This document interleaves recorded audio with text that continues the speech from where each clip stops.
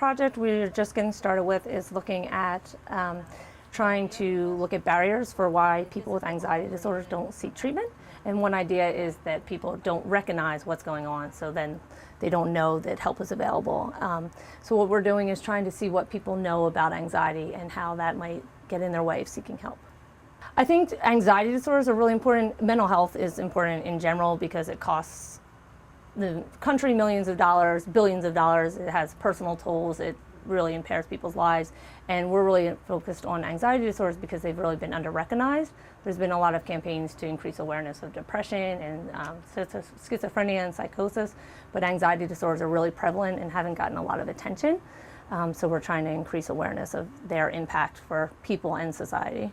Yeah, I think educating people, raising awareness. We're also looking at how stigma might play a role, people's concerns about seeking treatment and what that might mean for how other people view them or their job or different factors related to being afraid of what people think if you go to therapy or if you take medication for anxiety or a mood disturbance. We're actually just at the step trying to see what do people know about anxiety disorders. No one's ever done that.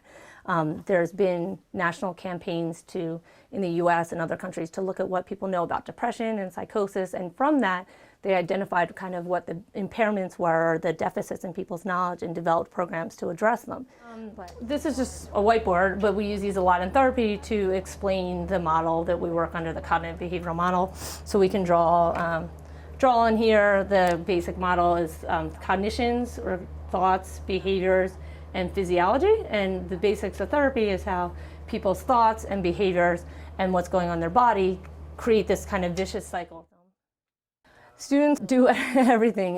They help design the studies, they help us write the grants, they help us go into the community and do trainings. We also provide services to members of the community to provide cognitive behavior therapy. So one of the things we do here is train more students in how to do cognitive behavior therapy by giving services to people in the community. So the students, and they develop their own projects. When you came in, I was just meeting with a student about a project she wants to do, improving our methods for training school counselors and disseminating information about anxiety to school counselors, and maybe using some internet methods so it would be available to people in other communities. You know, sitting down and really reflecting and recognizing that help can really lead to substantial changes. That's one nice thing about treatment of anxiety disorders. People can make really substantial changes pretty quickly, the majority of people. So realizing that these are real disorders and they're treatable, and that you can make things can get easier for you if you seek help.